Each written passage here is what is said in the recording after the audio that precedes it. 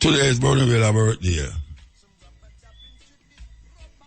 We'll play some Bonavilla before going to the meet and the matter. We have a guest all the way from California.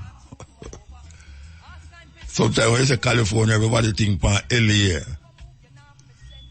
But California is a big place. So we have a guest I want to say all of the artists, them supposed to be very interested in how we're going to talk about. Very interested. Trust me. So you want to know, Electric Boogie. Bonavilla write it. Give Marsha Griffiths to sing it. Biggest hit she ever make. Bonavilla look like him decides, say, boy, if she can sing it, me can sing it too. So I'm going to play it and sing it. I know Wally Pound never hear it yet. So we're going to play another tune.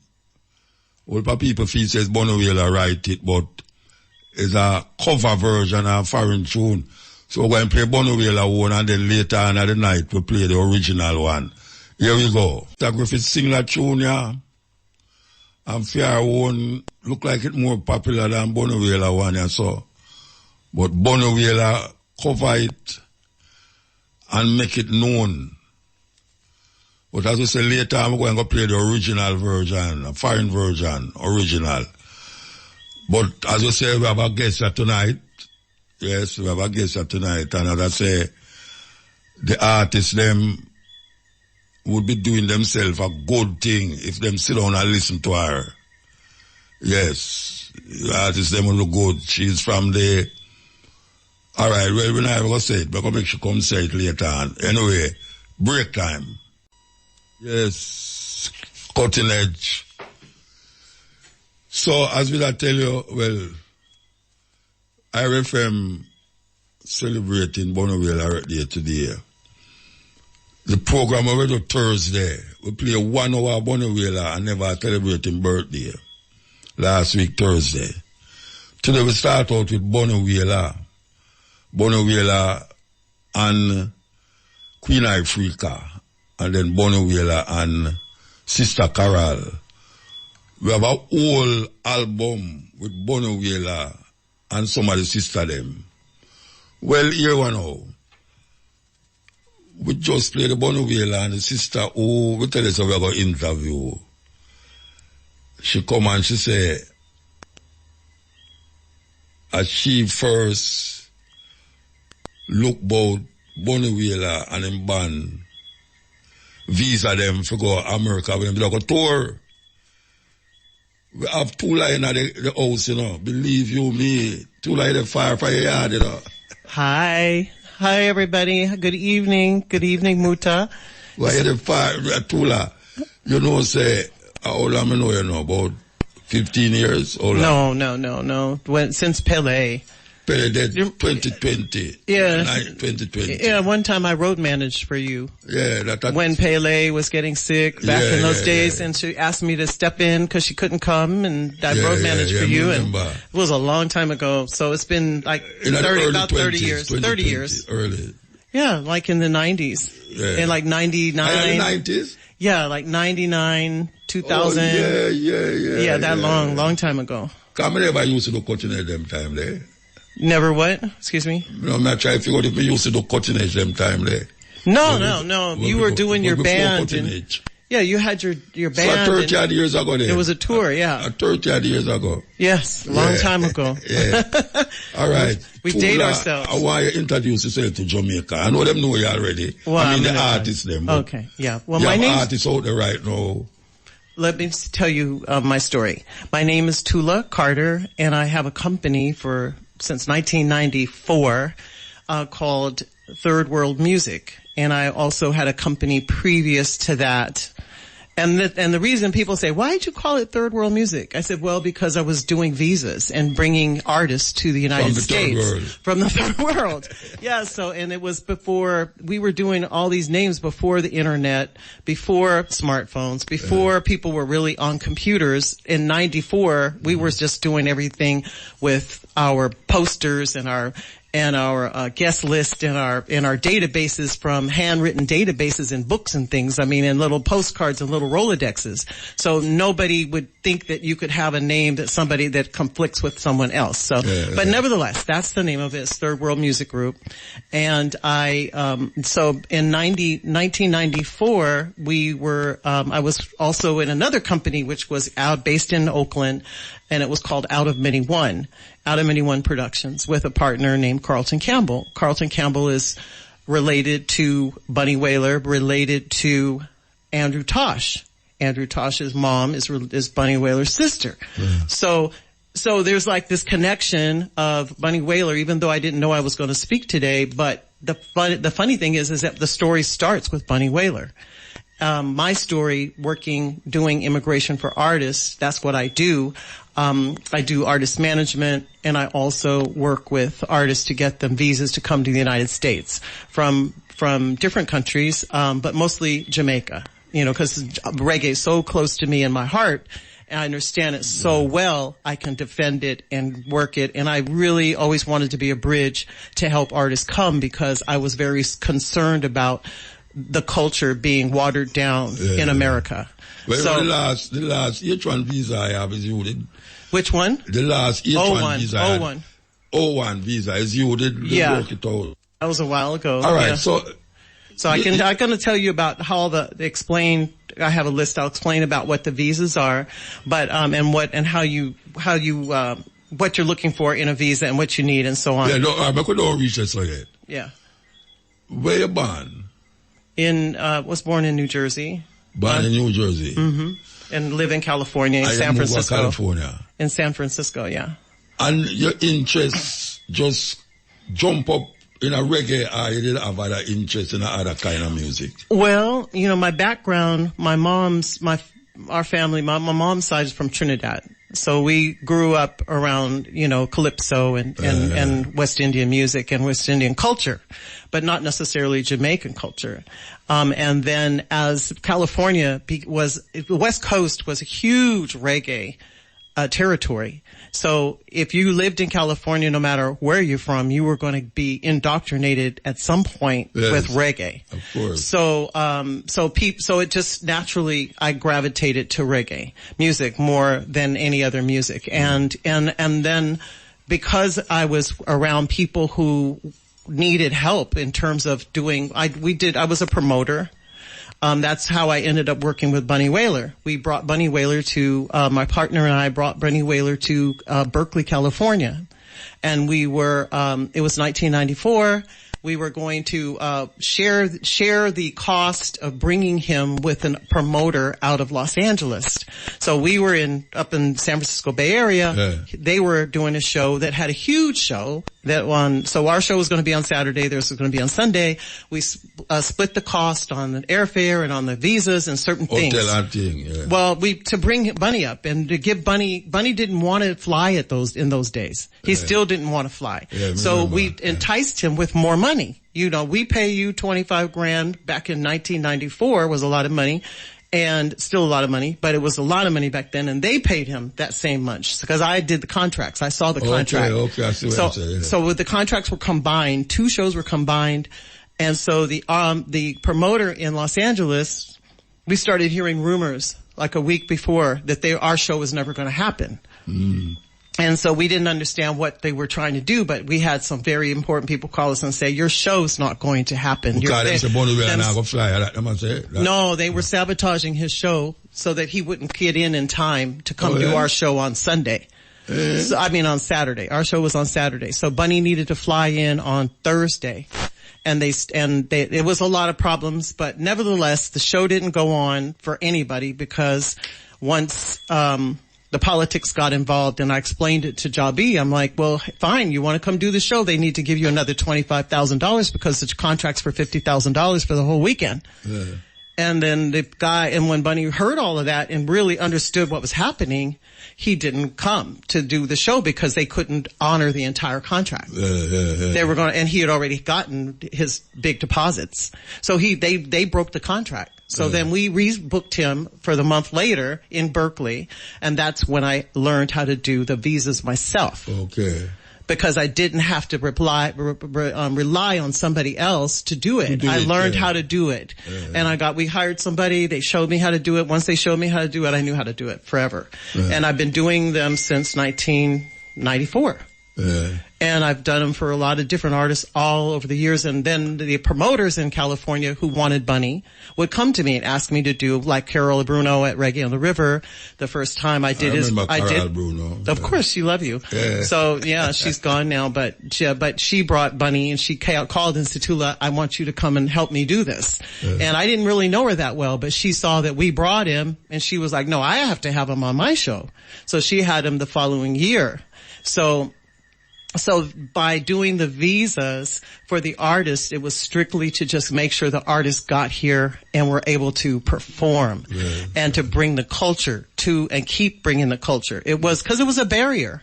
It was a barrier to artists, and it still is a barrier today to artists. You can walk across the border in the United States, go get set up. They'll give you $1,000 a month, give you a place to live, give you an apartment, do all this stuff if you're illegal.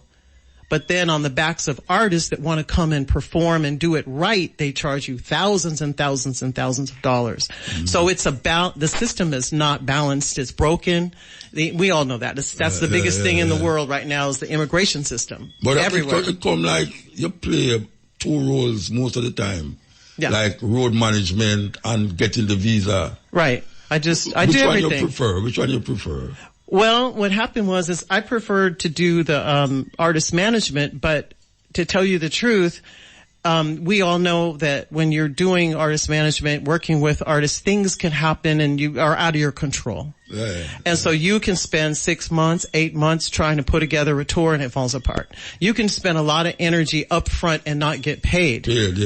So your time becomes you could do that only so many times and you just get discouraged, right? But when you're trying to work on business parts, visas, where you are control of every aspect of it and you don't have to rely on anybody. You know how to do it. It's like your taxes. You know how to do taxes for somebody. They pay you. You get your money. You make it possible. You still have the same goodwill. You make it possible for the artist to go and perform and come to the United States. And you make it possible for their band and everyone to eat. You know, the band, whoever's involved. And then the promoters want those artists. They want to get access to them.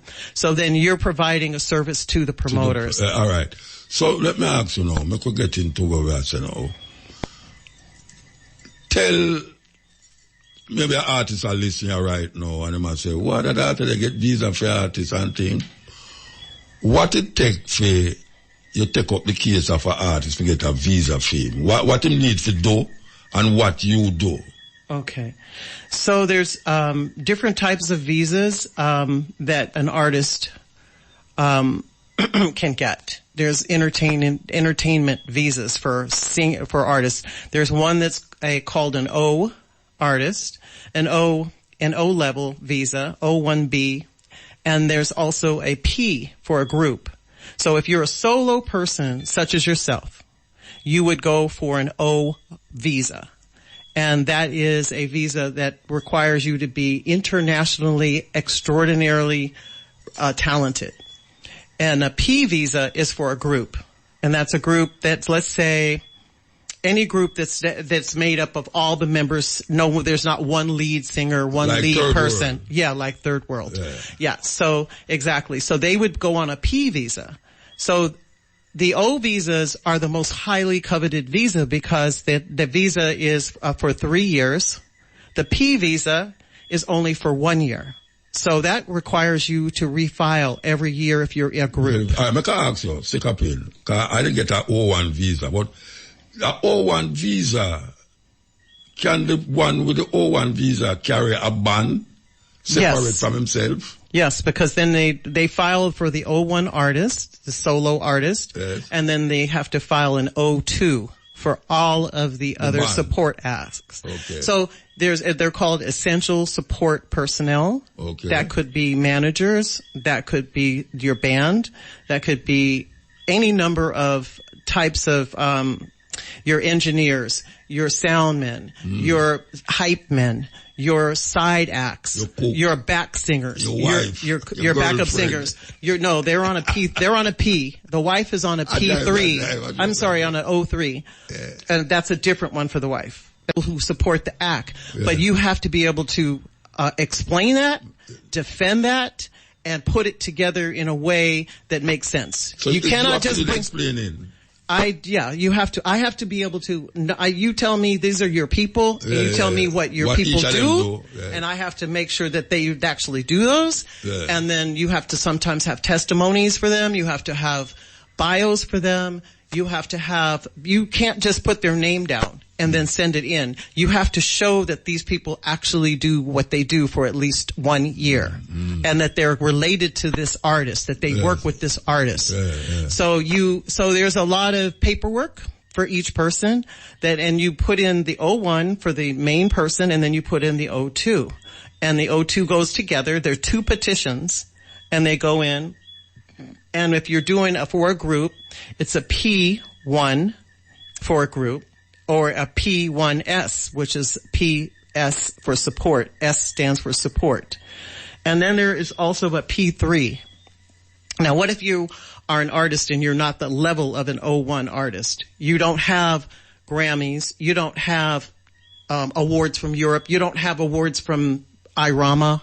You don't have any awards. So that's the one key thing with the O1. They have to be on that level to be able to have awards.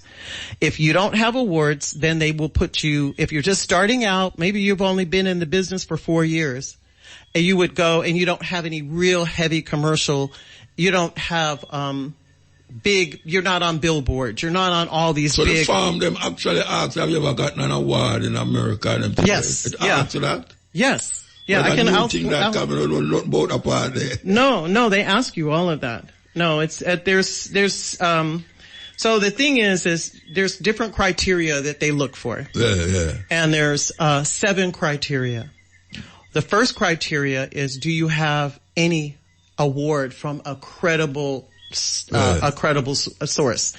in wherever it is? If you don't have that, then the other 6 criteria, you have to meet 3 out of those 6 criteria, and you have to be able to meet it. You have to prove that you can meet this high level of what they're saying. All right, tell me the rest of them, on the criteria there. Well, I'm going to pull it up on my computer because it's. So you say that when I used to get visa, we just get visa for everybody, same visa. What do you mean? Say that again? No, when we used to tour enough with no band. Right. We used to get visa for each man, but not no level. It wasn't levels visa. It was just. Well, they used to be. So they used to.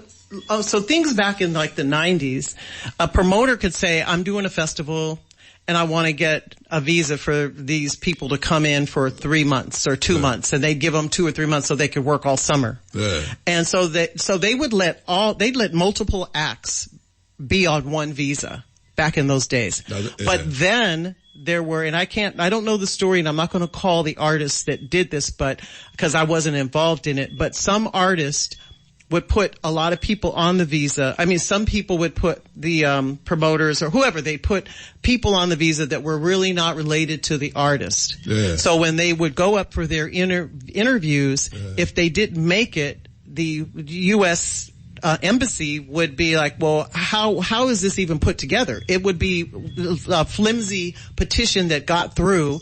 And when they do the interviews at the U.S. Embassy in Jamaica, which everyone has to be interviewed, they started to understand that there were too many people and too many, somebody's mom and somebody's uncle and this and that. And so most of them want to run after. Well, that's a whole nother piece of it. But there was too many people on there that weren't really in the band. It wasn't real business. It was a way for people to be able to use the visas to get out of to go foreign, right?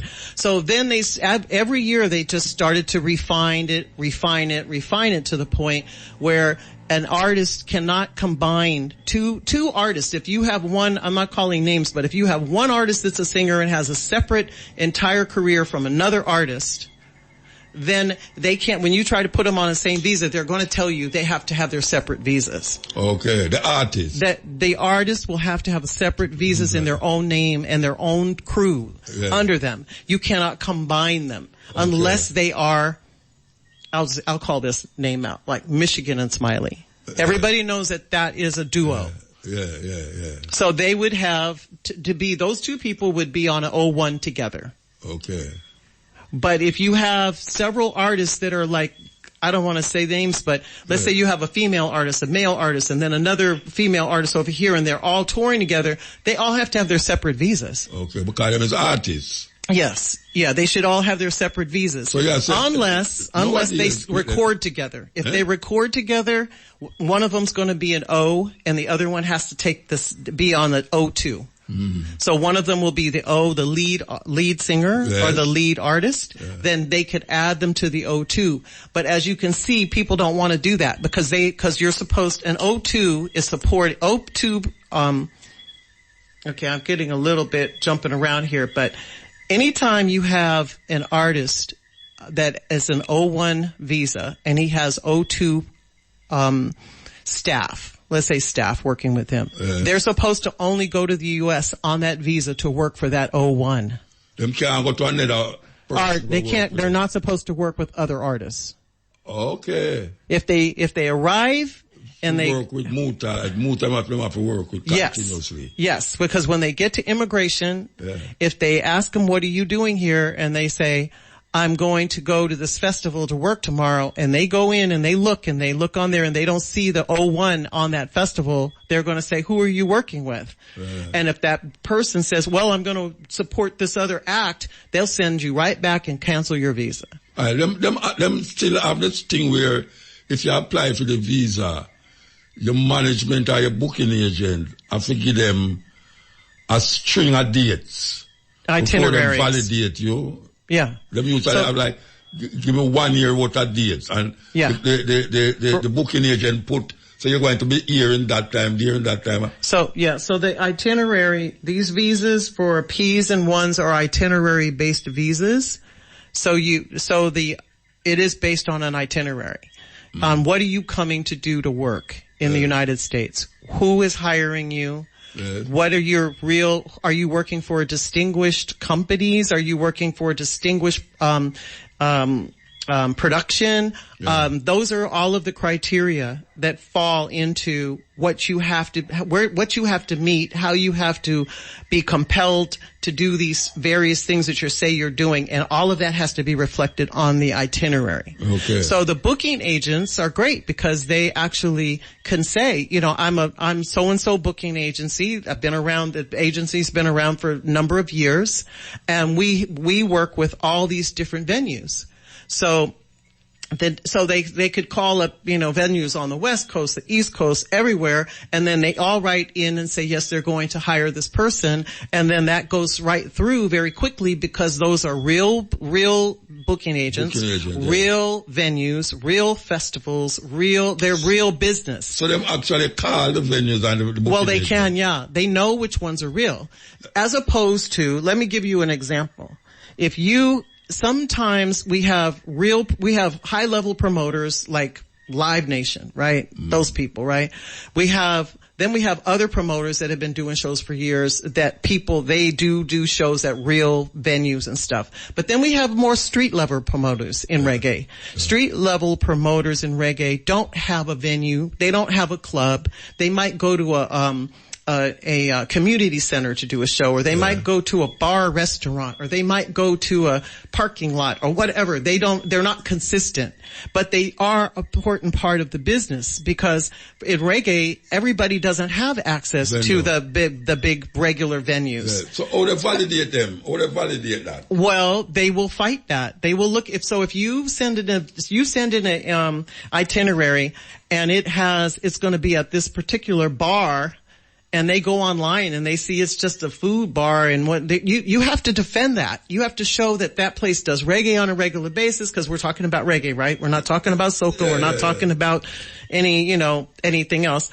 You have to defend that is a regular establishment that the artist is going to play at. You cannot just put down anything on an itinerary, because they will look at the itinerary. They will, if you Google it and it doesn't come up looking like an actual nightclub, they're going to say, well, this isn't, what is this? It's not a distinguished, it's not a venue of a distinguished reputation.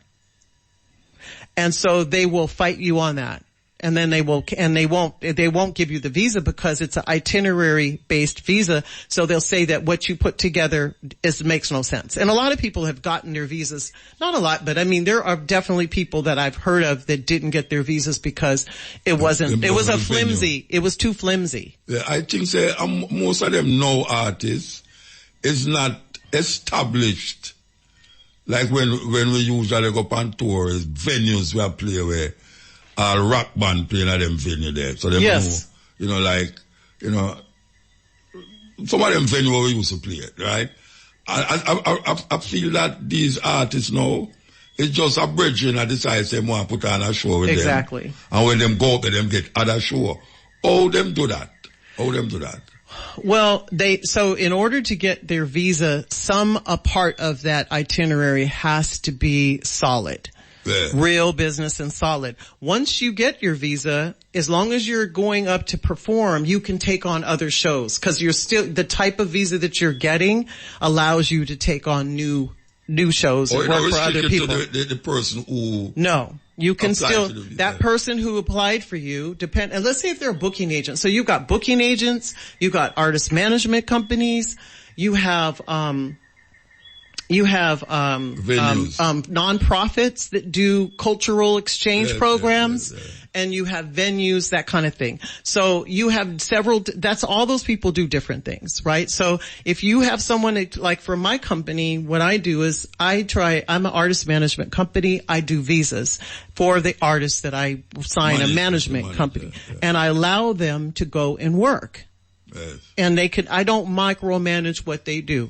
With other promoters. Yes. I make sure, as long as they are upstanding, they don't have any bad history, I monitor what they do with the people that we set up the visa with. But however, for 3 years, I don't mind if they go out and work and do what they need to do. That's why that's why they came, because they want to have a visa to work. As long as they're not going to go work as a nurse or go work go work in a restaurant or go try to do something else on the visa that's going to come back that says you're an artist, you're a singer, you're an engineer, you're a bass player, you're whatever you're doing, that's what you're coming up there to do. If you start doing other stuff, then you jeopardize it. That your book, you're saying for artists, you're saying gone somewhere, go do something else. No, I've been really fortunate, but I don't take on everybody. Come like a streak.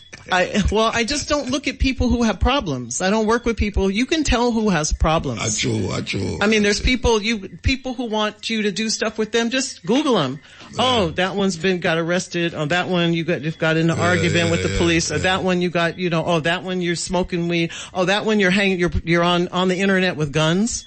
I mean, those are real cases of people that are here that have I wouldn't touch them.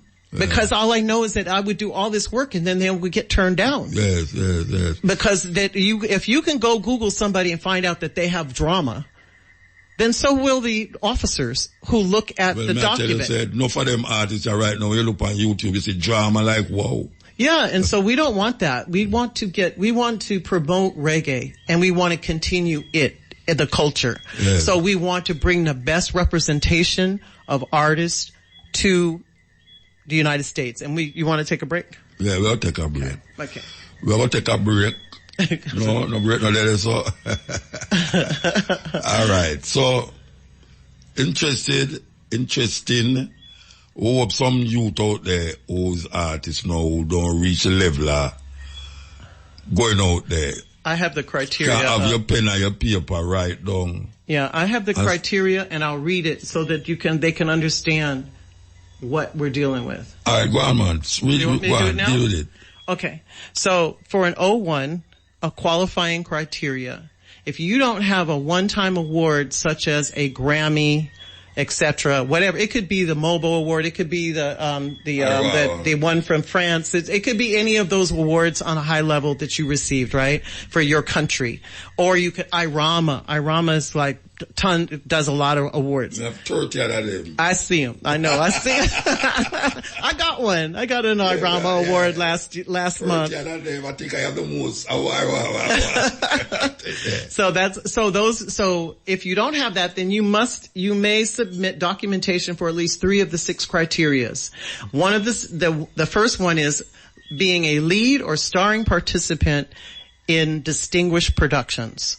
That means you're going to be starring, or you're going to be the lead of the production. You are the headliner, or you are one of the headliners, because we do know there could be 3 headliners on a show in one night, right? So you've got to either be the starring or lead participant in a distinguished production.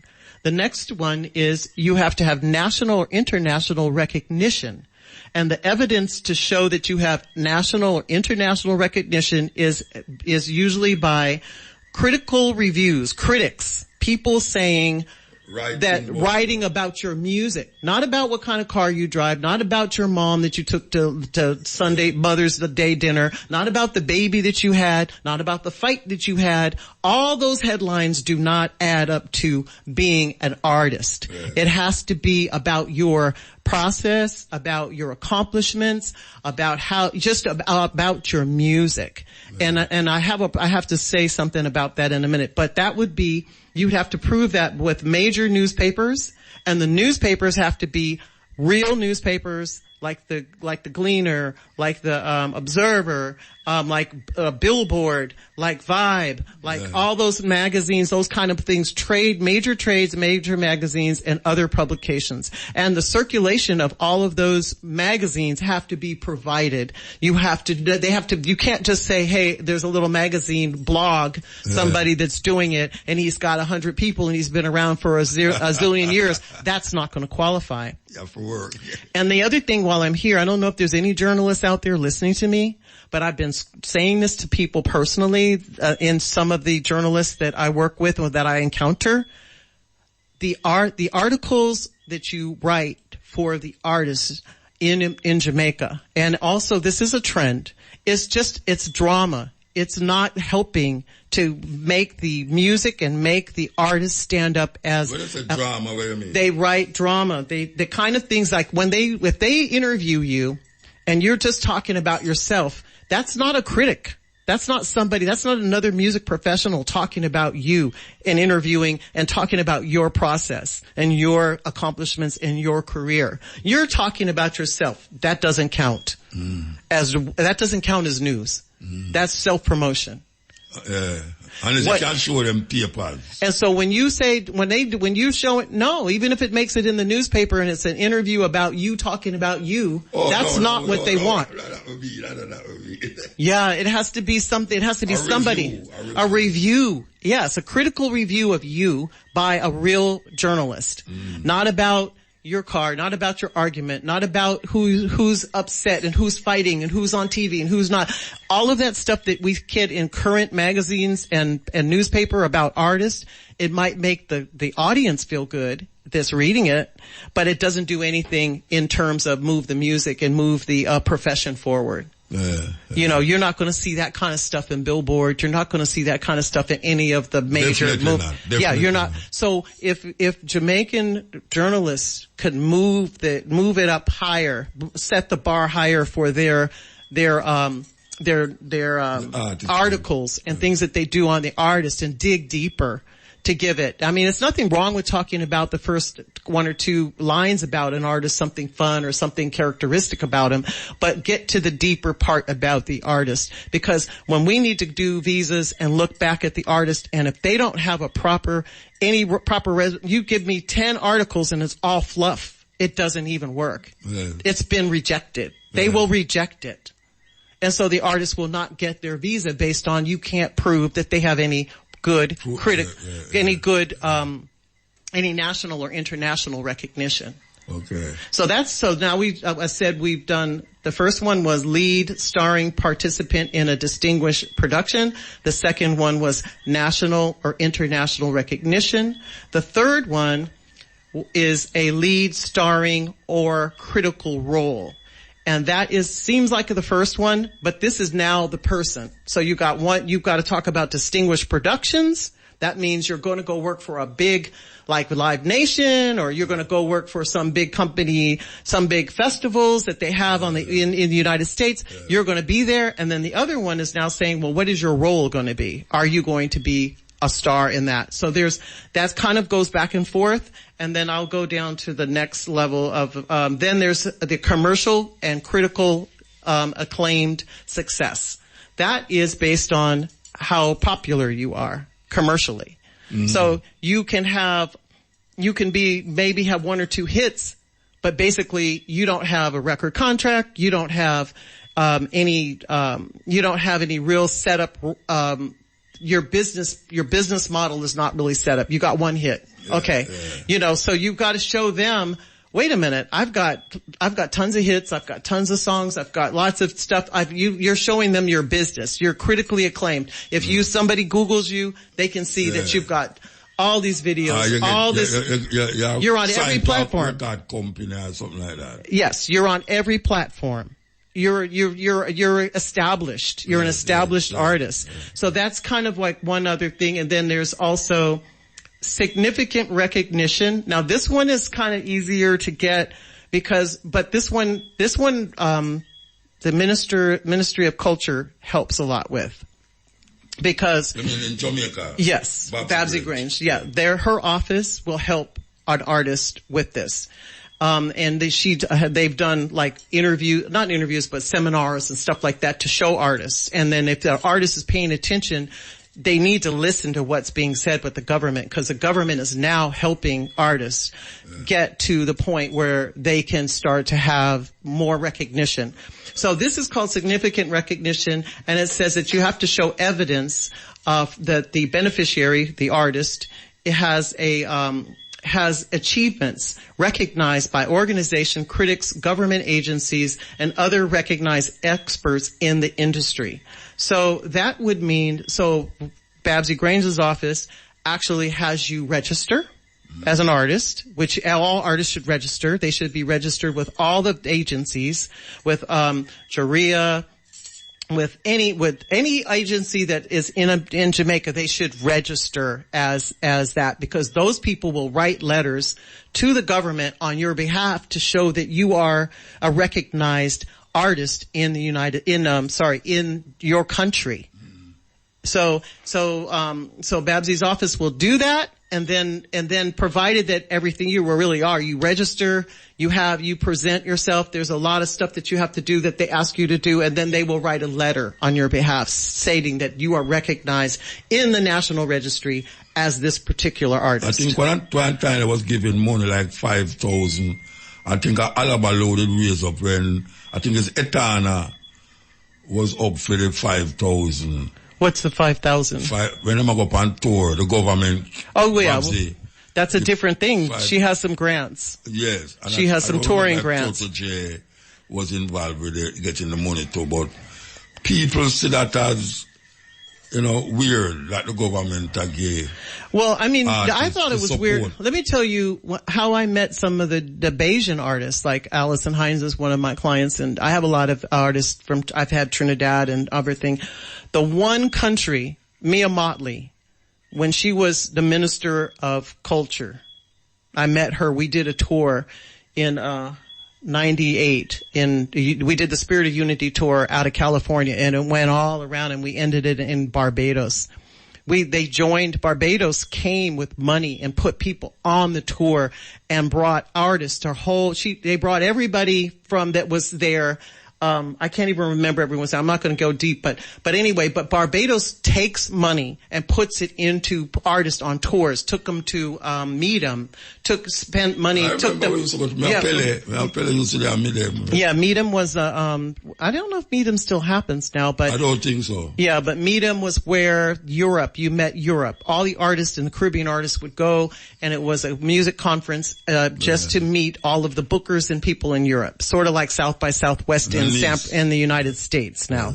So they would take their artists and do showcases and all of that, you know. So I mean, and so and they did, so they put a lot of money, you could get grants, they would put you on tour, and I thought, well, why isn't Jamaica doing that?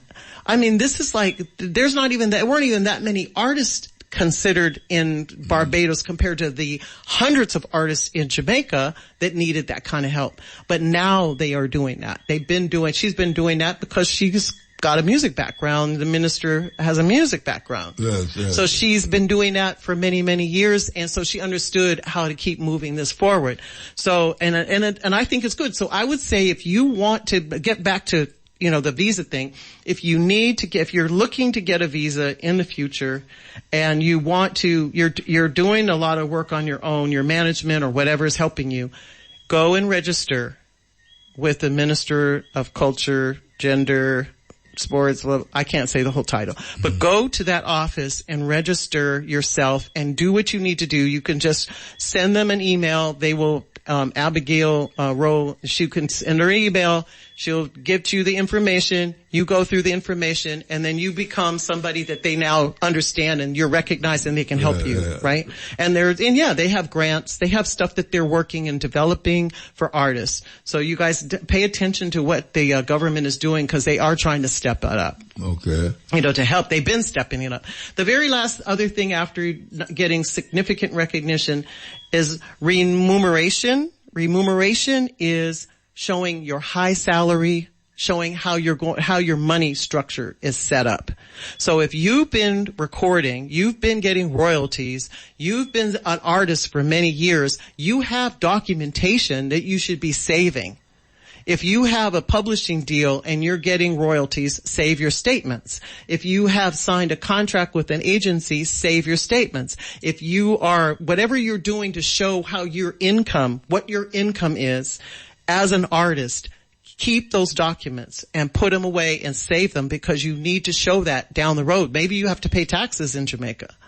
So you should be able to keep your money and everything straight. So those are things that you have to deal with. Significant recognition from government agencies, your money, hold on. We're going to take the first break. I'll take a break and come forward. Okay. Cutting edge. So going through the PSAs, I hope especially the younger artists, they have ambition for go tour America.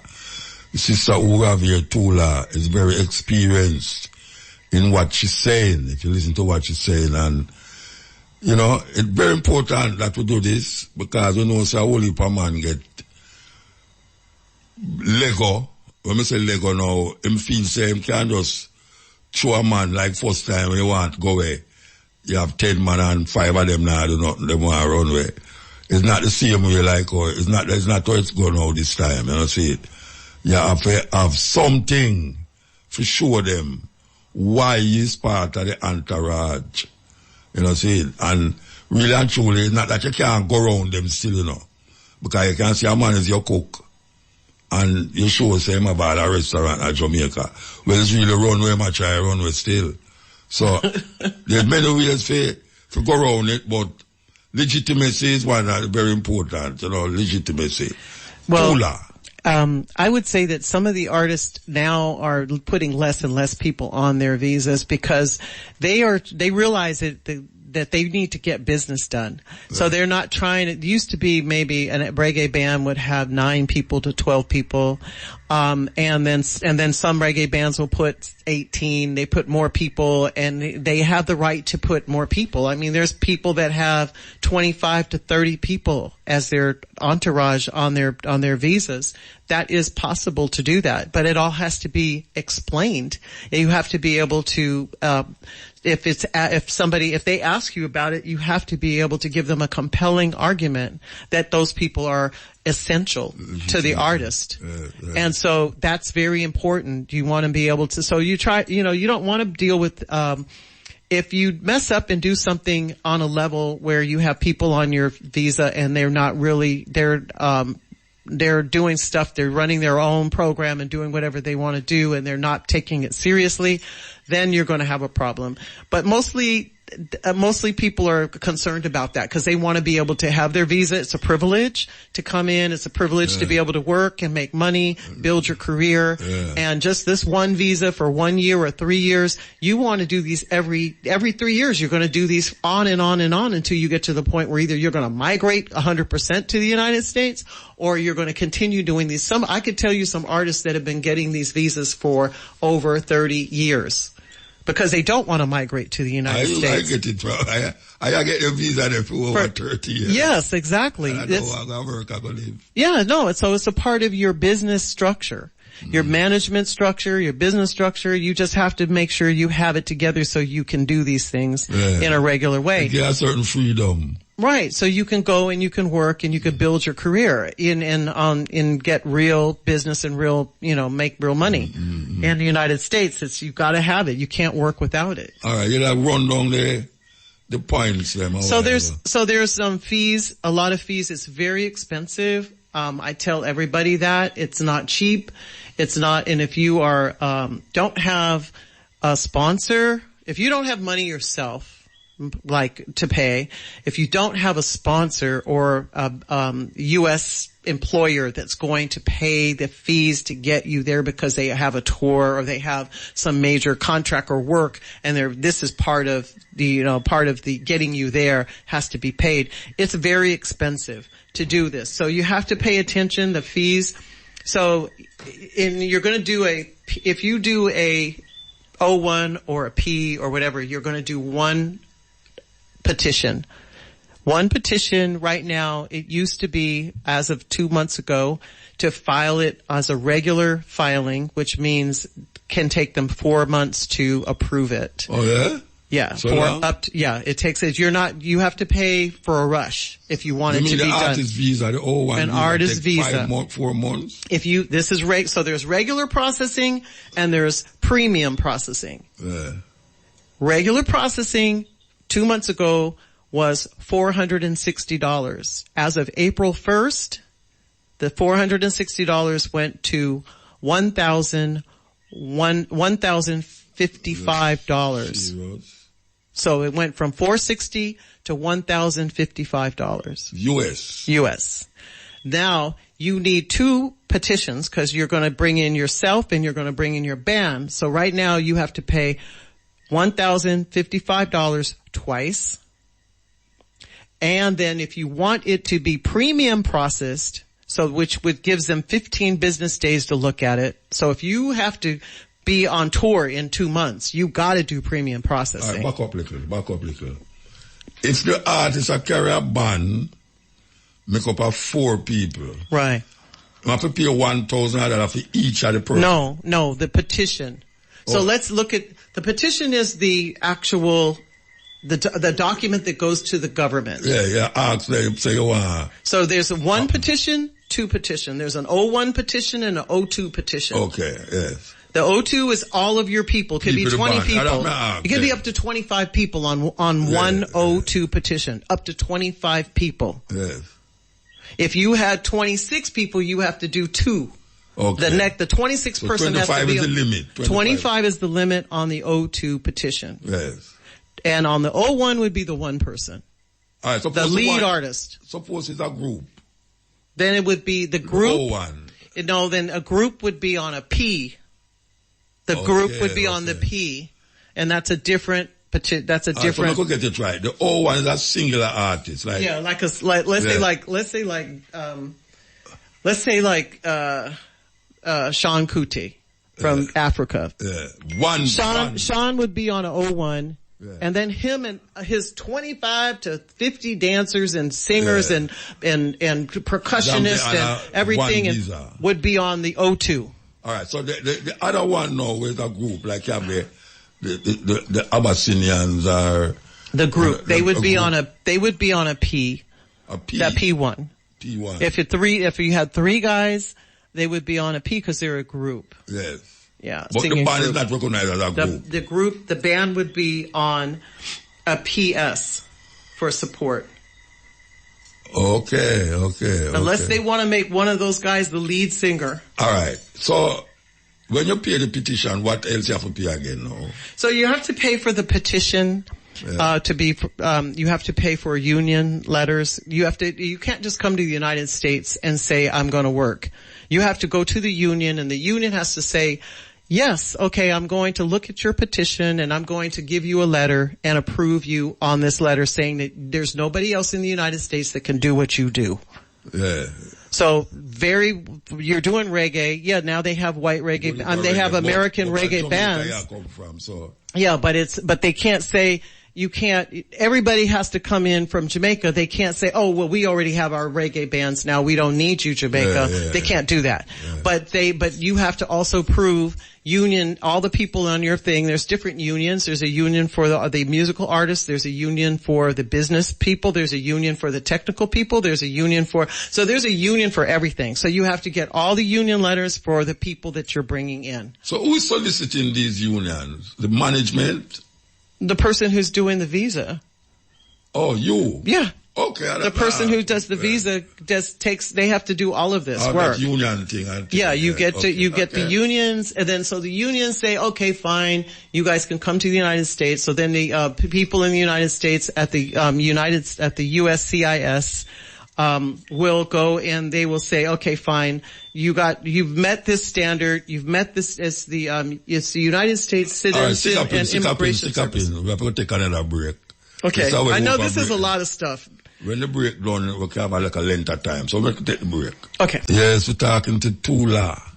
We will call it now Third World Productions. Third World Music Group, and I do artist management and I do immigration. Going through the pieces with us, we could understand it clearer, the intentions. We'll talk about the tiers of the different status. Yes. Filing the different status. And let's say one is how much? You say 300 how much? Okay, so we were talking about the O petitions and the P petitions. Those are the artist petitions. And the O petition, we were talking about how much it costs to bring in an artist from and so the O petition basically cost $1,055. Oh, no. You say change now. Yeah, now. As of April 1st, you want to do a petition for an artist to come in, an O1 artist to come in. The regular filing fee went up. It's very expensive. And it went up to $1,055 from $460. Yes. Right? That's for the individual artist. That's for the O1 artist, one person, his petition, her petition by herself. Then if you want to do the O2, the artist is going to bring in their manager, the sound, the band, and all the different roles to support their act when they're working in the United States on tour. You have to file a second petition, which is an O2, and that cost again $1,055. For each person? No, just for the petition. The petition is a document. Yes. So you're filing two documents. Okay. For that artist and their staff to go to the United States. Okay. Behind that document, think of it like a tax return.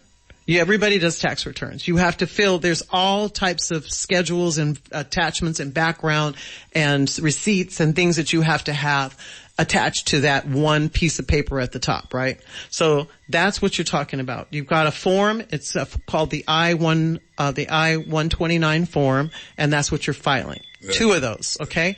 Now, it'll take them up to 4 months. If you do not pay for premium processing is something they offer you on top of the normal filing fee to get them to look at yours within 3 weeks. Oh yeah?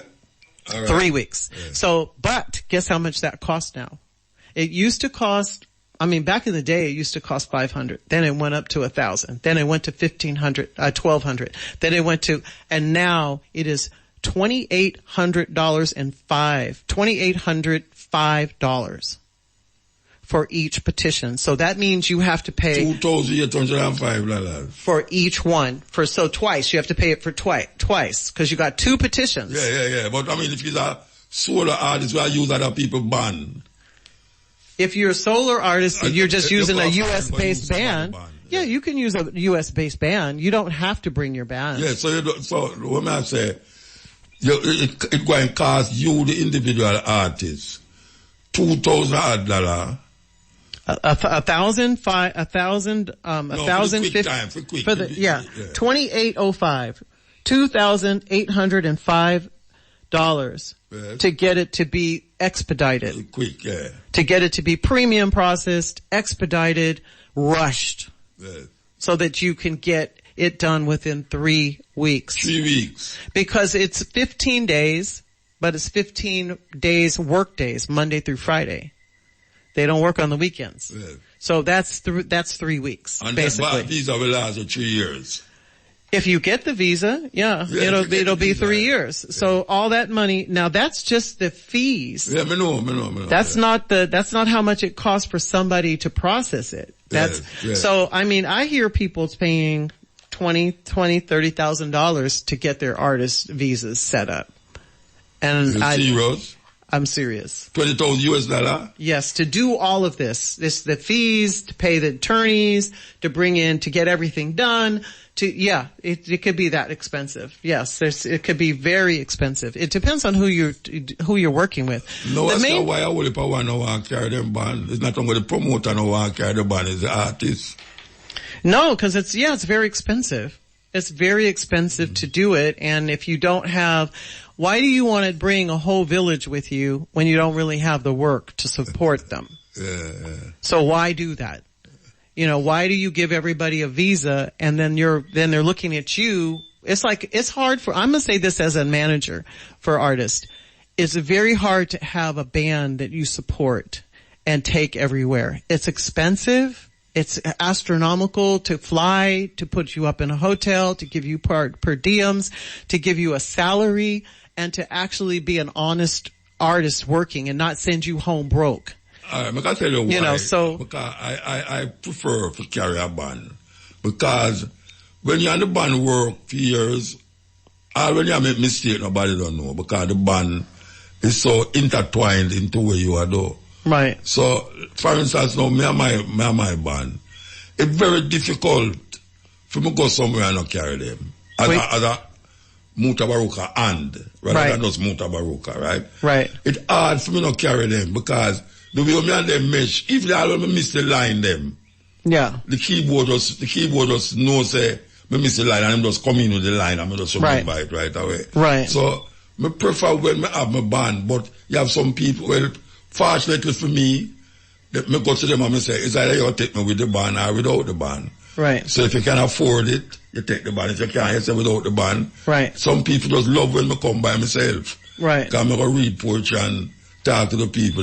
But you're a very unique artist because you can do anything on the stage, and then your band's very unique because they don't just do regular rhythms. They go everything from reggae to jazz to classical. They do everything. So they're very, nobody can do, you don't have a pickup band that you can get that well versed. So you do need your band out on the road with you when you're doing stuff for sure. But a lot of artists, they are playing straight reggae. So there's a lot of people out there. They can, East Coast band, West Coast band, New York band, Miami band, a lot of every town them going on a different band. Well, I mean, they could carry one band out of Miami and do the whole East Coast run, and they can do another band out of the U.S. on the West Coast and do a whole West Coast run, and it just is more cost effective. Yes, for the artist, because he's not paying for a plane, he or not paying for plane tickets, and and then they don't have to pay. Some of these artists, they work in that area that the musicians can go right back home or drive themselves home or whatever, so they don't have to deal with all of the lodging fees. So that could add up to $10,000 easily, the plane tickets to bring a band to the United States. Yeah. All right, I can ask you, when you pay all of them money there, it's not a guarantee either. No, I know, but them can't deny it, right? They couldn't deny it. And you don't get back the money. You don't get back anything. Neither from a person like you. No, because, so the person who does the visa and they need to, so this is what I encounter. I ask the, artist and I keep drilling them and saying, you haven't met this criteria. You haven't met the international recognition. You haven't met this particular, we need all these expert opinions. There's a lot of work you have to do. You haven't met this. Give me this, give me that, give me this, give me that. And they're like, well, haven't I given you enough? No, you haven't. Because if I don't feel comfortable with what I have to present to them, I can't argue it. I can't defend it. And if you send in something that's flimsy to them, they will pick up on it immediately and send you back a list of 20 questions that they want you to take another 3 weeks or 4 weeks of pulling more information together. So you do double work. So the best thing you have to do is just when somebody asks you, prepare you, tell you what you need. I've had artists call me like 2 years in advance and say, hey, how can I get my visas? And so I look at their situation and I'll say, you don't have this, you don't have that, you don't have this, you don't have that. Can you work on those things in the next year to 2 years to get to the point where when somebody looks at you, we know exactly who you are. And then you can file. But if you want to file now, you're not qualified. You're not qualified to file. And I don't want to waste my time. I don't want to waste your time, and I certainly don't want to hold on to people's money, hard-earned money, to just take their money and then file something and then they don't get what they did, at the end. I basically have a very good record of what I do, and I work with people, and I won't call who I work with here in Jamaica, but I work with people who have a very good record. And once I get you your approval notice, then I have another person I refer you to, and then they work their magic on you, and then you get your appointment and you get through and you understand what you're going to need and everything, and you get through. And the bottom line is you get that passport stamped and you can come to the United States and start working. So that's the only objective. And for me, the objective is you can come and represent reggae in the United States. And I have done as much as I can do my career. I could walk away from this and not have to deal with it, but there's nobody around that will pick up this and help. And so I wish there was somebody around that's trustworthy and committed to the artist and straightforward that does the work without all of the, just do the work and get the people through so that they can come up and represent.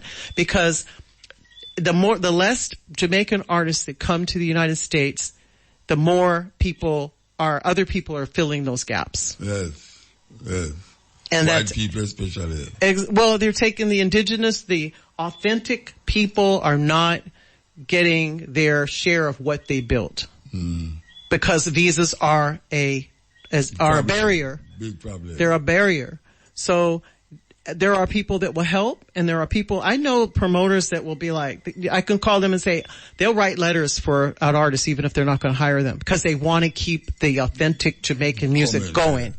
They'll say, don't worry, just I'll work with you on your visa. Something we never hear about. You are actually saying that a lot of the things that stagnate or make stunted the reggae music and the reggae artists is because of the visa problem. Right. Because they can't come or they've had visas. Let me say this. Even if you've had a visa before and you come back and you kind of like, wow, I didn't make the money, or my tour didn't go well, or whatever, you still need to keep up your visa. You still need to keep up your career. Because if you just take like a break for too long, when you come back to try to get the visa again, they're going to say you're not relevant. It doesn't matter that you had 1, 2, 3 01s in the past. They want to look at what you've done for the last 3 years. When you're filing in 2024, they want to know what you did in 2023, 2022, 2021. There was a case against the United States government, a visa against Church of Scientology and them that's made this happen, where they sued the government saying, we've been getting these visas for I don't know how long. Why are we having to prove this? And they lost the case. The Church of Scientology lost the case. So every time you get a question about this, you say, I already had this visa before. When they send you back a list of why they're asking you, they tell you, well, we need more information. They quote this particular case saying that based on this case, it doesn't matter that you had this visa before. You have to prove every time that you are qualified for this same visa, unless you have a one-time award like a Grammy or something like that. Every time, unless you had those 1 or 2 times you have these big awards, you don't have to prove so much. But if you don't have that big award, then you have to prove who you are to them every 3 years or every year. And that means you have to be still recording, still doing the music, still having, a business, real business. So these are things, there's challenges, and I just look at it like these are barriers that they're putting up so that other people, they don't have to bring people in to the United States. Well, it's like, remember, every time we get a new president in the United States, they get new people working in the visa departments. So when I remember, Clinton, George Bush, and different things had changed over the years. When Obama came in, it was different. And then when Trump came in, it was very different. And so we didn't used to get these, they call them requests for evidence. So you'd send in a petition, it would look good, everything's in there, whatever. You put in all the different sections to show those criterias that I read off. And they send you, everyone was getting these requests for evidence, no matter all the attorneys, everyone was just getting them because they were slowing down the process.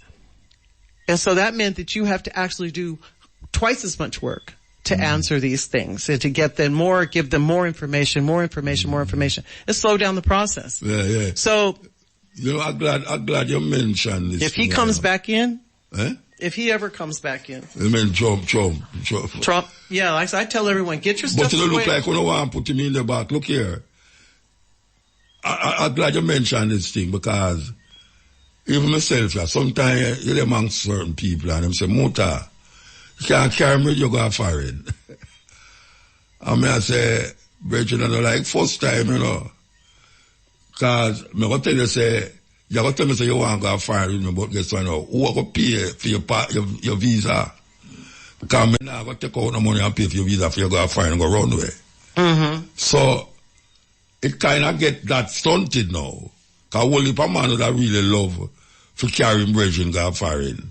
Yeah. If you don't know him, Bridget, I go run away. But if you got fork out the money, if you got pay for him, Bridget, is another problem. Because maybe I'm not even make the amount of money where I go foreign far. Yeah. So I guess them cock up the whole day. Well, I would say that any artist that wants to come to get their visas, they're going to have a structure. They got to, even if you don't have a lot of shows, you can go do all the promotion. You can go to the festivals. You can go to a lot. You have to, the music business is one of the most expensive businesses in the world. Mm. An artist needs to have sponsors. They need to have benefactors. They need to have angel investors. They need people to invest in them. So you're not going to be able to do it on your own because it's the most expensive business in the world. You heard that saying, if you want to make $1 million in reggae, you got to invest $2 million to get so you're losing $1 million to get $1 million back. It's the most expensive profession in the world. So I always ask the artist, who is your sponsor and who is going to take care of you and pay for all these things? Because they don't understand. They just think if I get a visa, you have to have a program that's going to work. You have to have understanding of how, when you get to the United States, how are you going to make money? How are you going to do promotions? How are you going to meet all the people you need to meet? Where are you going to meet these people? You need to network, right? So if you're just going to get a visa, there are people that have visas and don't go up to the United States. They just sit on those visas. Mm. And that's not doing anybody any good either. So I would say that the visa prices, they range on how many people are in your band, what the roles are of the people in your band, and how many petitions you need to file.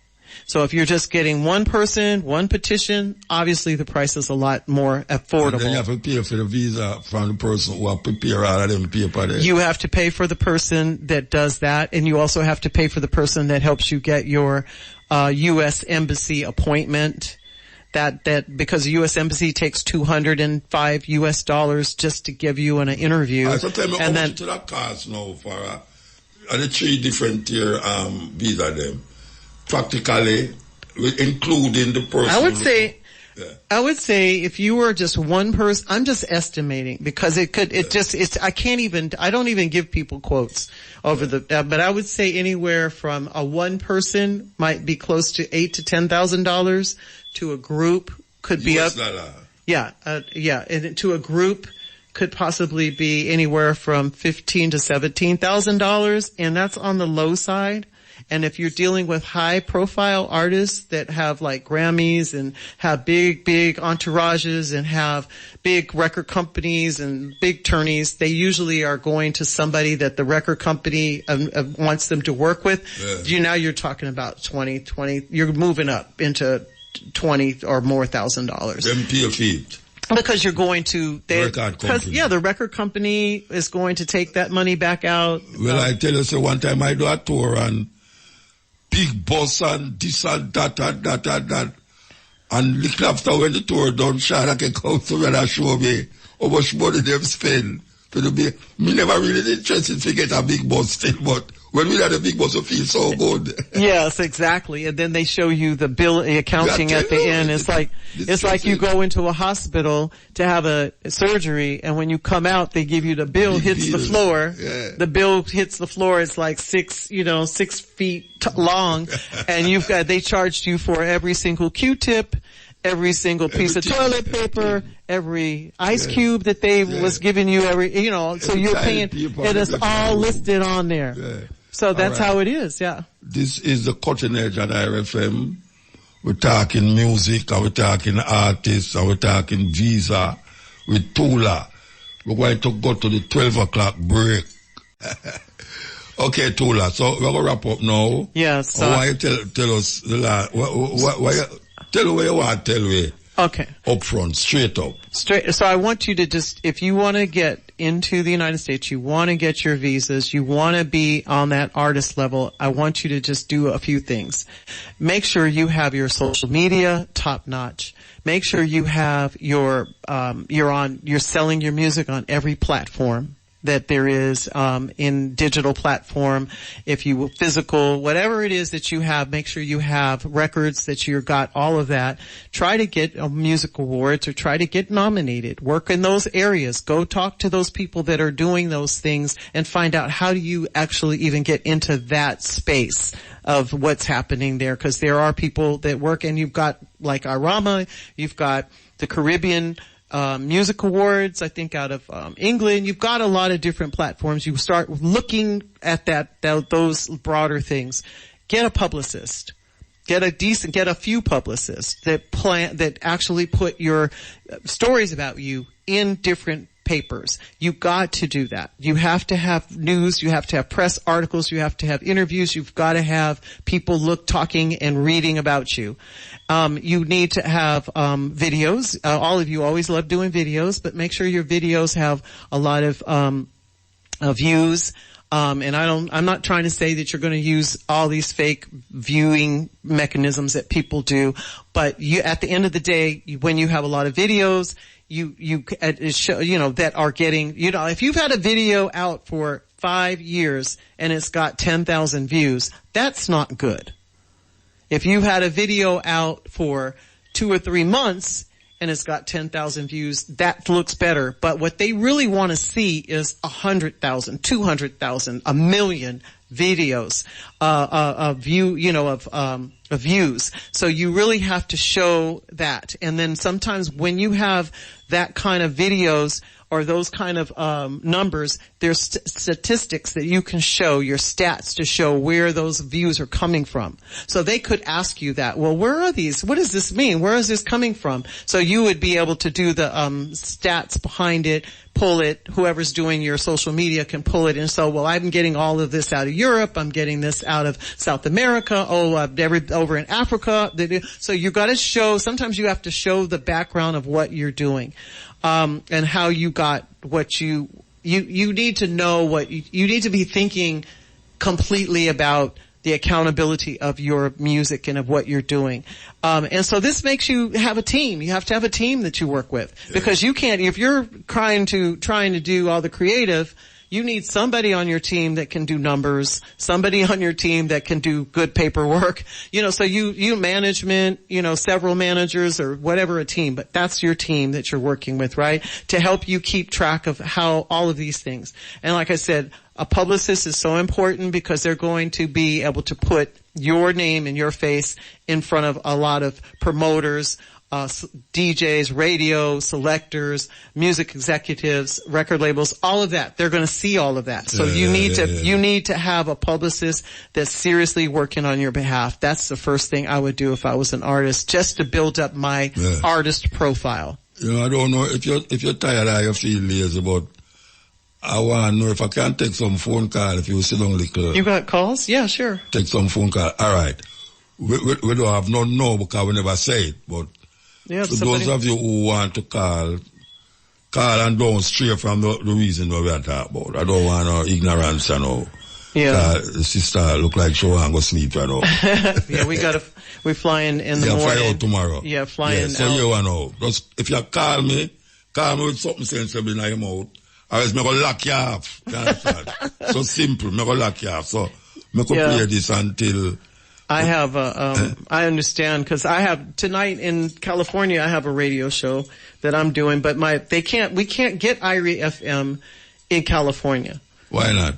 Because you have to actually log in, and when you try to log in, it doesn't allow you because it's a different country. There's something, it's really wonky. It's really strange to try to do it.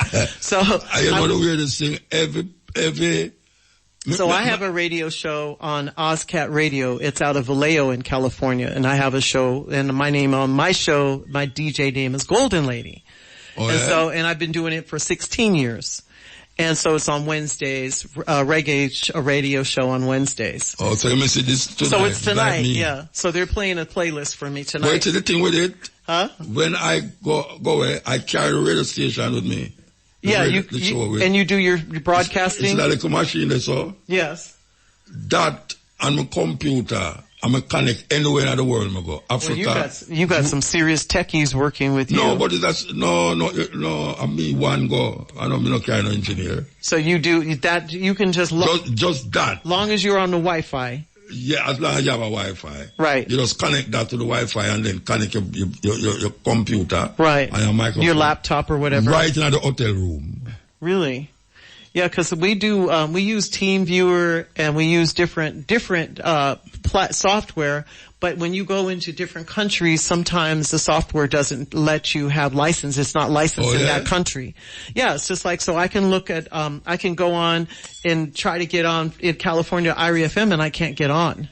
Well, not I would listen, but to listen to your show, I can't get on. You can't get it on in California. But I did once try to log in, and I sent them an email saying I can't get in, and nobody got back to me, and it was just like, I was like, she and I listen to what I say, and I hope one of the IT man them I listen, because that is a problem all the while with IRFM. Yeah. Most people can't get it. Because it was some programming I wanted to be a part of and listen to, and so I went on the day before and tried to get on and everything, and I tried everything and I couldn't get through. Yeah, and I'm give thanks to the youth, some of them, and I say all of them. Give thanks to the youth, them who play forward the cutting edge and the stepping wheels the next day. But because I tell them, say, you see when you not put up the things, them, don't write no headline about things when we never say in the program. Because that is just total madness. It's like it turned me off, like me want to tell us, make it just lock down everything. It's a nice thing to have your program and all over the world I listen to it. But it's not nice when you get me personally entangling in some fool argument with somebody who I never talk to. them youth are dangerous, you know. Yeah. Them have some headline. But that's there. what it's all about, is controversy. And but the person who them I talk about, it's like me just mention them. Right. And not a mention negative thing. Right. But through me that talk about something else in the program, them adds that with that and then come out and me and say, but it turns into an argument. What kind of madness this? Or them youth are still away there. Anyway, I saw them get if hear it. So IRFM continuously, every week, me get a conversation about them now get it. And me look at other places, when me look on it, and me say, there's a radio station there. It's like I can't go up on YouTube and get the radio station. Right, yeah. Like I can get onto OzCat. Live. You get it live. They have stuff like Live 365. They have a lot of platforms, tune in, different platforms. But when you try to pick up the Jamaican stations with using those platforms, it just says the station is not available. Yeah. It's not available because it's in a different country, so they don't. All right, we're now wait till them call you, okay. I don't want to stress you. Okay, no problem. I just enjoy talking, but if anybody has to try to get a hold of me, they could try to, I don't give out my number or anything over the phone, but like I said, they can email me, I guess, at thirdworldmg@yahoo.com, and it would be spelled thirdworldmg@yahoo.com. thirdworldmg@yahoo.com. MG? MG for music group. MG. Yeah. M, just the letter M and G. At yahoo.com. And then of course I don't know if they can get a hold of me through some other means, but I've kind of, I don't really advertise. I just take, certain clients and it happens it's been over 30 years, so I've had a lot of clients, but I kind of more like word of mouth. Yeah, to get to me. Everybody know too like that Jamaica. Well, not everybody would. But most artists in the music industry, we try. We're small. We all talk. So so they can get a hold of me, and I would love to always tell them and evaluate what they need, and tell them I'm really free with information. I want the music to continue. I want the artist to succeed. I want the reggae music to win. So I'm here to help the artists get where they need to go. Yeah. And if I can help you, I will help you. And as long as you're serious about your business, I will try to help you. And I want to tell you that anybody call me right now and ask me for Tula email number, they have to pay a fee. And if you get the visa, you have to pay me a next fee. It's just so it goes. That's Jamaica for you. Yeah. So we give thanks to Tula. Thank you, Muta. It was so fun to do this and talk about it. From the 90s up to now. I know. It's nice. Yeah. And I can't wait till you're back in the United States doing your, with the band. Yeah, because it's time. It's really time. Well, I find myself love the Africa scene, Well, I have to go through all of them things that we are talking about Africa. Right, and then have to go deal with the promoters and them all that crap, yeah. No, but one time, everybody afraid to go there, And my going there, why everybody did afraid, Because it happened when we first go there. But now, smooth. Yes. Going to Africa, smooth. Yeah, I had the privilege to go to Uganda with Anthony B. Yes. And that was awesome. Man. That was really awesome. Smooth. And they have they're all set up. They're all set up for the music, and they love the reggae. So it's not the same like it used to be. Not like that. So I kind of love the Africa move. It's not that me not go America again, but it's not like sure. It's like not with band. I go in a university or a college or so. And do a lot of different things, But anyway, but you need to come back and do some of the festivals. Yes, well, it's that man Shana can't talk about. And what the brother name again, we used to do some tour with him already, Rick Bracamontes? Yeah, Rick Bracamontes? Yeah, we do it. The last time I do, when you did a tour, with Rick. It was with Rick. We have our next virgin. Anyway, I can't remember his name, but Yeah, we hope to have a new album. Yeah, there's people's, but I mean, it's the festival tours are the best because at least you definitely.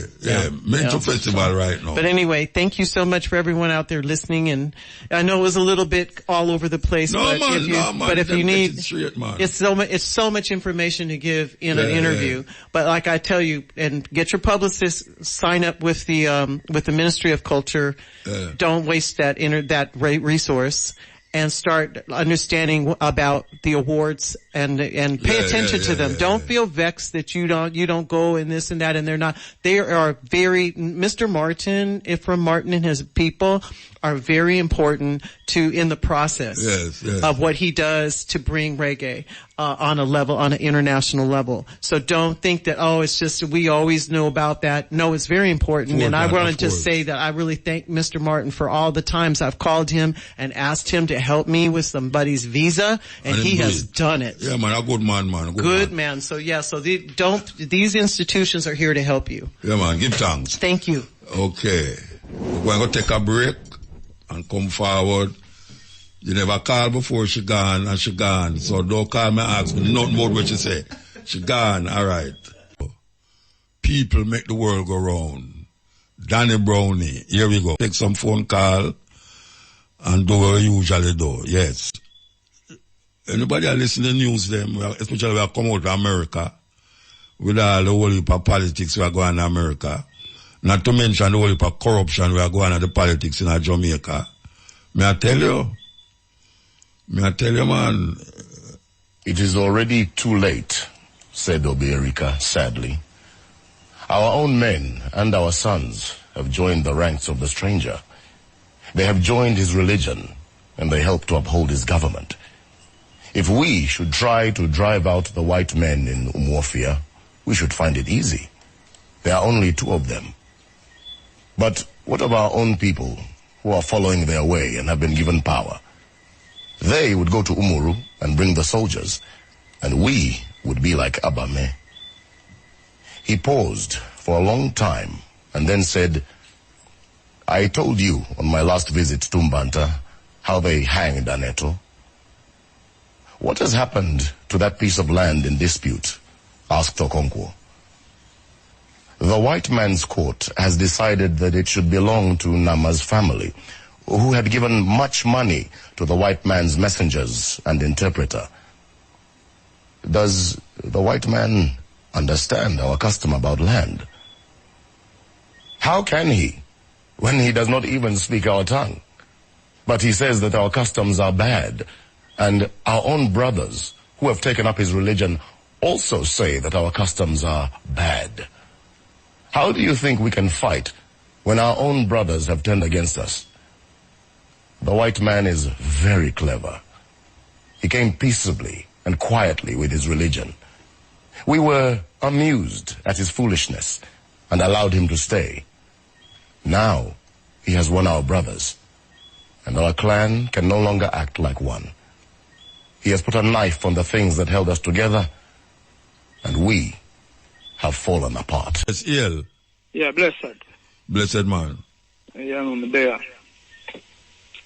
Yeah, I saw your Trump say you want to defend the white Christian. Yeah, well, you expect him to defend? Well, and like he must say, he must deport back all of the people and way come through the border. I know them he must deport, you know. He must deport all person who no legal in America. Yeah, we know that. But him start at the border, cause say... Yeah, the border's a problem. Yeah. But, I just said Trump now, down here, I be a corruption. I tell you. With them politicians down here. Sometimes I wonder, Muta, I don't know why people go a conference and go some place or some place for listen to all them politicians, It puzzles me. What puzzles you about it? No, what puzzles me about it is that if a man say somewhere here, man I tell be a lion, every year I just be a lie man tell and man keep on a tell a lie and them people ever keep all them meat man and when them look at just them and little people with the wrong one. Yeah. Well, that not go happen, because people will always defend them. Because look on them all in the budget thing, them budget reading and all them things. And when you look, you see them draw back. And like them I say, them never put that in the budget and that never go in the budget and then you hear even all the private sector now I say are the best. At the best budget they never hear in. So when you look on it, you say like then people just keep on tricking up the people, man. Yeah, look on the next thing again. No, but maybe the budget are the best budget to the man who say how am I gonna work with it. Yeah. So the private sector man see it as the best budget because it benefit him. Yeah. For real. But we have to also watch them car. Yeah. And no, not even one law. Not even one law. They don't legislate. One law, they don't reform. And the constitutional ministry they bill over about 2 years now. And it have a whole heap of people where you don't know ministry run already. Sometimes all 30 people are working at the ministry. Plus them have to pay rent for place. Yes, so them have to pay much $1 million a month for a place where them have use the constitutional thing. They just like the corruption there with the tax office. Where them have pay how much 100,000 a month. And I know nobody no working and nobody no in there. You see how them deal with taxpayers' money. Somebody have to go to jail for them somewhere. Yeah. Well, that me I say to you, See, and that's why me say, we the people, we have to see to it that them legislate certain law where, you see, when them done them tenure, we audit everything with them do. And if them to charge, them charge. If we still let them free, we let them free because him not afraid, Break up, break up. I'm not break up. Yeah, hear me now. Yeah. Yeah, man. No. The money. No, break up, Virgin. Will you breaking up again? Oh. You have to go hang up and call back. The break up terrible. Yeah, man, shout about. All right. Listen.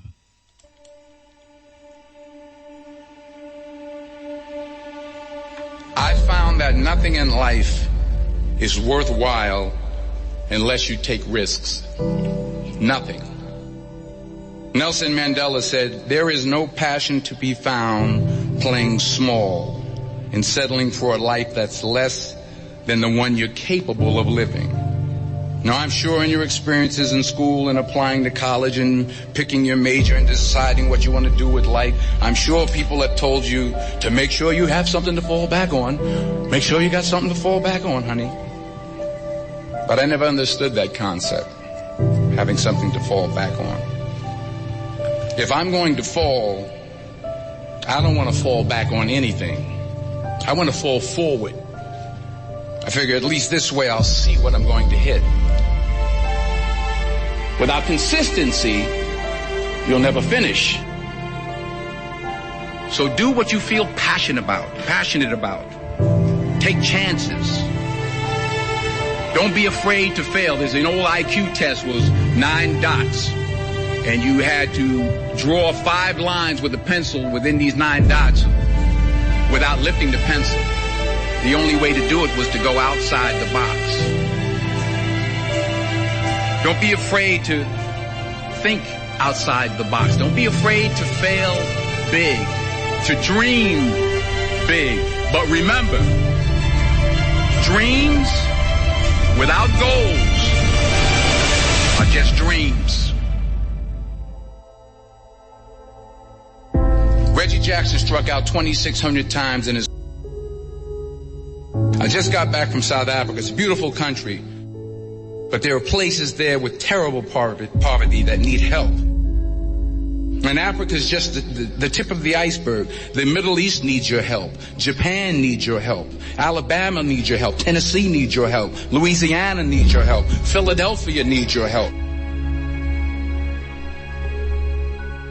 The world needs a lot, and we need it from you. We really do. We need it from you young people. I mean, I'm not speaking for the rest of us up here, but I know I'm getting a little grayer. We need it from you, the young people, because remember this. You got to get out there. You got to give it everything you got, whether it's your time, your talent, your prayers, or your treasures. What are you going to do with what you have? I'm not talking about how much you have. Some of you are business majors. Some of you are theologians, nurses, sociologists. Some of you have money. Some of you have patience. Some of you have kindness. Some of you have love. Some of you have the gift of long suffering. Whatever it is, whatever your gift is, what are you going to do with what you have? All right, now here's my last point about failure. Sometimes it's the best way to figure out where you're going. Your life will never be a straight path. I began at Fordham University as a pre-med student. I took a course called cardiac morphogenesis. I couldn't read it, I couldn't say it, I sure couldn't pass it. So then I decided to go into pre-law, then journalism. And with no academic focus, my grades took off in their own direction. I was a 1.8 GPA. And the university very politely suggested that it might be better to take some time off. I was 20 years old. I was at my lowest point. And then one day, and I remember the exact day, March 27th, 1975, I was helping my mother in her beauty shop. My mother owned a beauty shop up in Mount Vernon. And there was this older woman who was considered one of the elders in the town. And I didn't know her personally, but I was looking in the mirror, and every time I looked at the mirror, I could see her behind me, and she was staring at me. She just kept looking at me. Every time I looked at her, she kept giving me these strange looks. So she finally took the dryer off her head and she said something I'll never forget. She said, "Young boy, I have a prophecy, a spiritual prophecy." She said, "You are going to travel the world and speak to millions of people." And in the years that followed, just as that woman prophesied, I have traveled the world and I have spoken to millions of people through my movies. Millions who up till this day couldn't see me. Who up till this day I couldn't see while I was talking to them. And they couldn't see me. They could only see the movie. They couldn't see the real me. But I see you today. And I'm encouraged by what I see. And I'm strengthened by what I see. Because taking risk is not just about going for a job. It's also about knowing what you know and what you don't know. It's about being open to people and to ideas. The chances you take, the people you meet, the people you love, the faith that you have, that's what's going to define you. Never be discouraged. Never hold back. Give everything you got. And when you fall throughout life, remember this. Fall forward.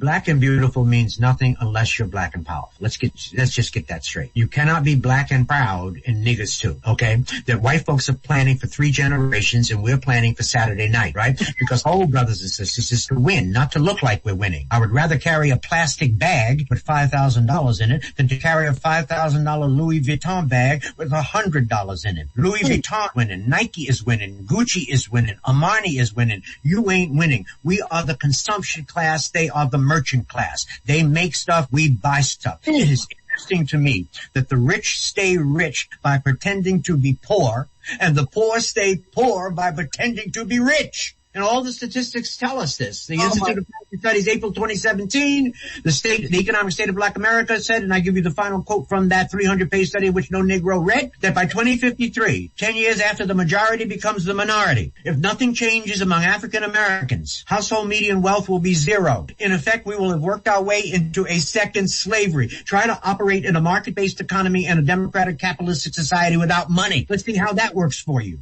And ain't nobody fixing us but us. White people are not fixing black people. It's been 400 years and we ain't fixed. I'm not even thinking about black people. And I'm not hating on white people. I'm just telling the truth. You know who white people are thinking about? They're thinking about white people. They're thinking about their wives, their children, their communities, their schools, their businesses, and your pockets. That's what they're thinking about.